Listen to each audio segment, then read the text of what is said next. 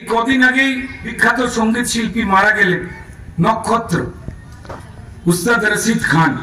তার বাড়িতে অনেক আগে থেকে ব্যক্তিগতভাবে আমার যাতায়াত।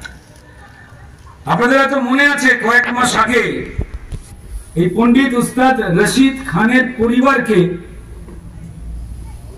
তারা প্রোগ্রাম করে ফিরছিল গান গেয়ে, চরম হেনস্থা করেছিল এই মমতা বন্দ্যোপাধ্যায়ের পুলিশ। তার মেয়েকে, স্ত্রীকে, এমনকি উস্তাদ রশিদ খানকে ভোরবেলা বাড়ি থেকে তুলে নিয়ে গিয়ে থানায় হেনস্থা করা হয়, অসম্মান করা হয়, অপমান করা হয়।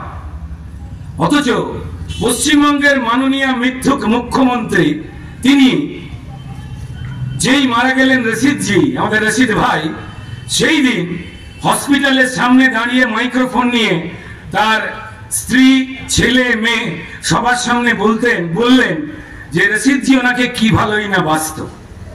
আমি জানি না মাননীয় মুখ্যমন্ত্রী যদি এতই আপনি ওনাকে ভালোবাসতেন, উনি আপনাকে নাকি মা বলে ডাকতেন আর কি, তো তাহলে ওনার পরিবারটাকে হেনস্থা করলেন কেন?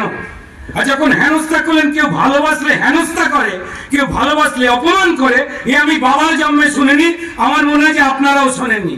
আসলে এই মিথ্যে কথা বলার একটা কারণ ছিল। তার কারণটা ছিল উনি আগে পেয়েছিলেন পদ্মশ্রী, তারপর পেলেন পদ্মভূষণ। আমি এবং আমাদের একজন নেত্রী পার্টির নির্দেশে আমরা এত বড় সম্মান যিনি পেয়েছেন আমাদের ভারতীয় জনতা পার্টির পরিবার থেকে।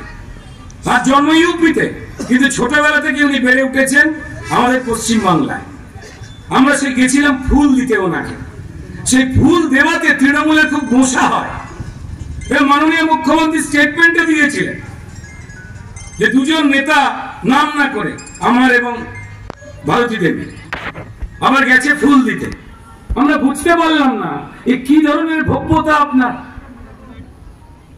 আপনার দলের হয়ে যারা নির্বাচনী প্রচারে যাবে না, যে শিল্পীরা, যারা মানুষকে মিথ্যে বোঝাবে না, যারা অন্যায় দেখে চুপ করে থাকবে না, আপনার কাছে সবাই শত্রু।